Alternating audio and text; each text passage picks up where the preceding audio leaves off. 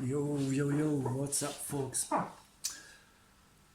Last CLOWNFEST studio tour got lost somewhere, so Mark asked me to do another studio tour, which is cool. I like to do studio tours and music and all stuff. Today, 15th, 1 week till CLOWNFEST. I decided to start early on my set. Basically, this is my go-to and everything. I have a studio, I have a lot of gear. The best piece of gear is, to me, is laptop, mouse, cheap headset. Got a Sennheiser HD 202. I think it's 25 euros or something. Don't remember. Yeah, for me it's Ableton. This is like how I like to noodle. Start making some sounds. I just started this like 10 minutes ago. Just put in a plugin. Goes like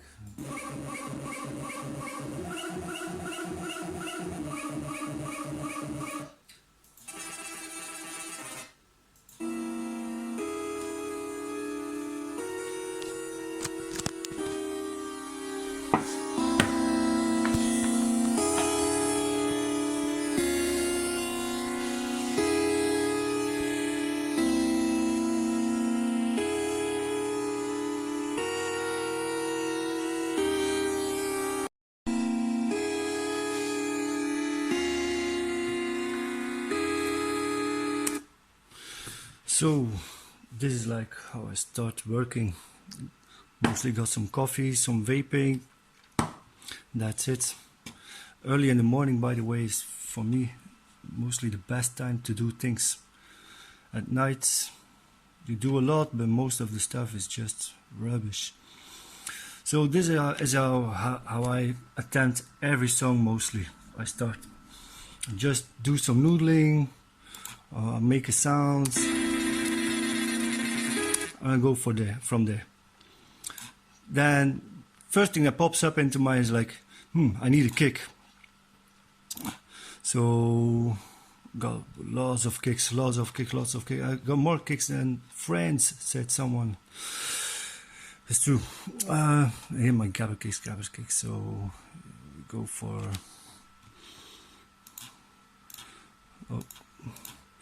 put in this kick 4/4 and we see how it goes. Yeah, sounds rubbish.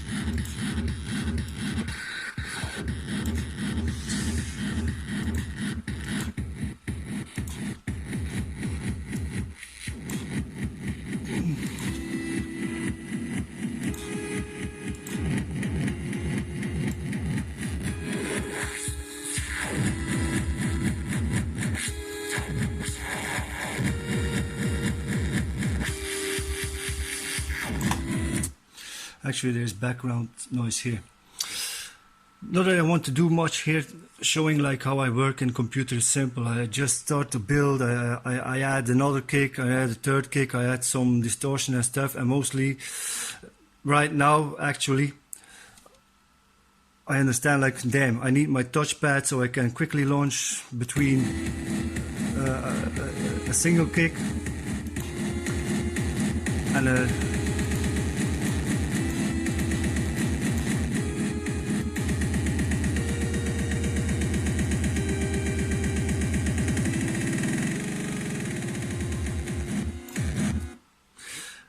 I need my buttons, I need my tweaking things, and then also like this is a thing, a free distortion I like to use. It's cool, but I got more stuff in the studio. So I'm gonna end this up here and I'm gonna hook everything up in the studio so I can work there. Right now, actually, I understand like, damn, I need my touchpad so I can quickly launch between a single kick and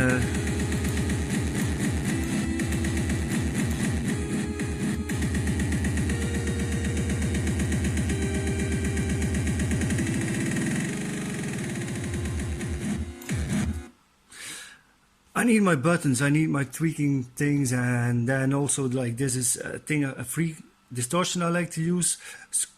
It's cool, but I got more stuff in the studio, so I'm gonna end this up here and I'm gonna hook everything up in the studio so I can work there.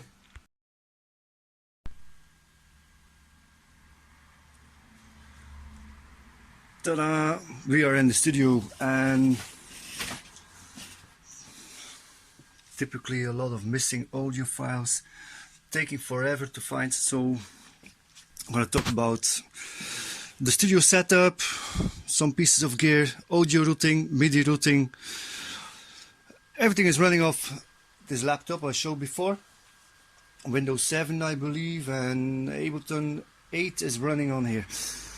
So how does everything work?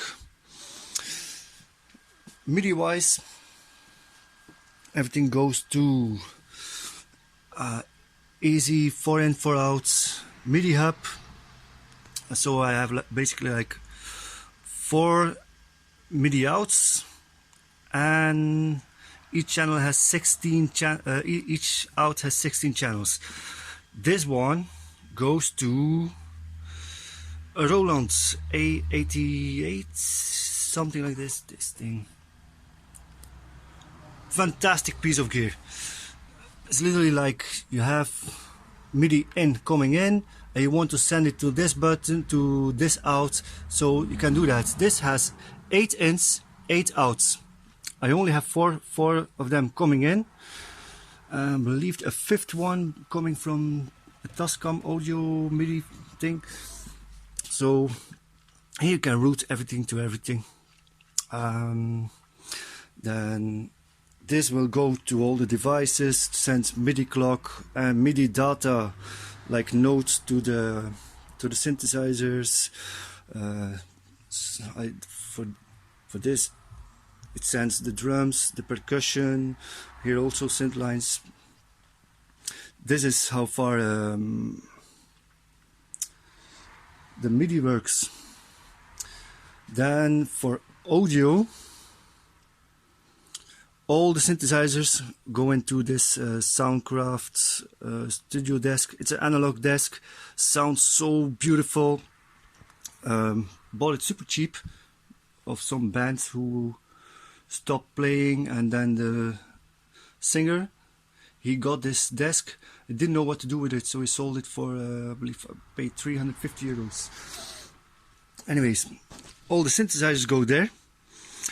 All the channels from Ableton go to, I have to look for that blue light thing there is a easy gigaport. I think it has 8 outs, so the 8 outs go to the desk. Basically every sound is coming to this desk. One thing I really like about this desk is the auxiliaries. It has 6 auxiliaries. For the moment I only use 2, so I can send each channel to another device like this one and this one. Then from the desk all the sound goes to a composer from Behringer. It's 2-channel, it does compression, and you could actually use one channel, then use the other one as to sidechain. I'm not doing that, I'm just sending everything to here, left and right. And this goes to my speakers, so I can hear. And there's 2 outs, there's like a XLR out and line out. The other one goes to this Tascam for line in, so I can record back into Ableton. This is how it works. To show you how beautifully this auxiliary sound and stuff, we got a basic synth line going in here.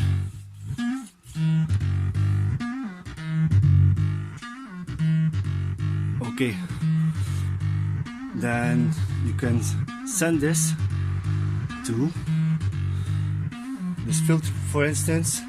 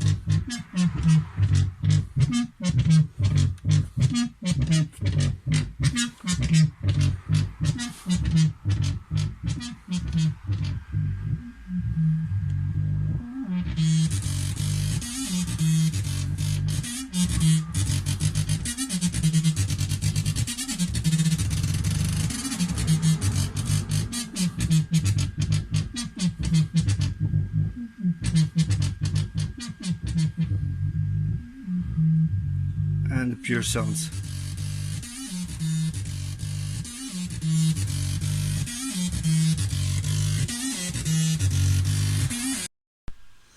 Now that was a synth line going through the Vermona filter lancet. Vermona filter lancet, another analog piece. Sounds so good, so good. Combination with the Soundcraft and the Vermona gives a whole new dimension to your sounds. Super beautiful. If I had the money, I would buy a lot of Vermona stuff. Like they have an analog drum. I would love to have my hands on that piece. Damn, so good, so good. That was a synth line. Another thing I love this gabber kicks. Yeah, you would have guessed it. My style, big kicks. I'm going to show you a small example of what you can do with a basic kick. Here we got a kick. Add some of the tube. This is the sound from the Electribe itself. Let's see if we can do a 4/4. That's a bit slow. Whatever, good enough. So this one goes into here. We can equalize this stuff as much as we like. I'm just gonna put everything in the middle, and of this send it to the Vermona.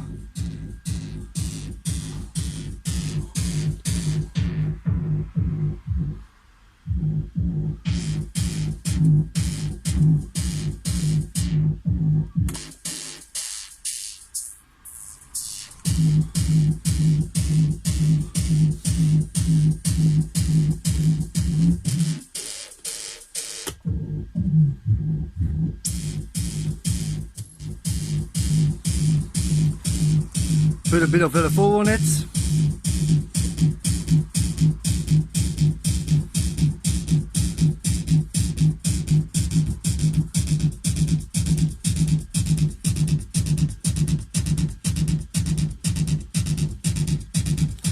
Clear sounds. Vermona.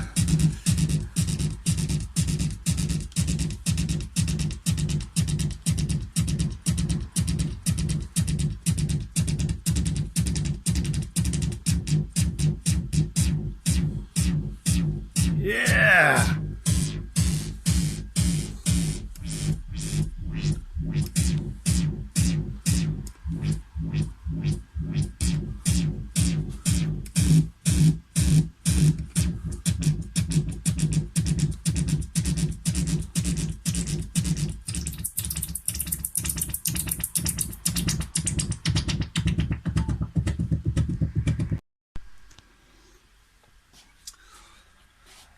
In the Ableton settings we have, or like I said, the AZ Hiha board or something, has so many outs, plus some outs from the Tascam.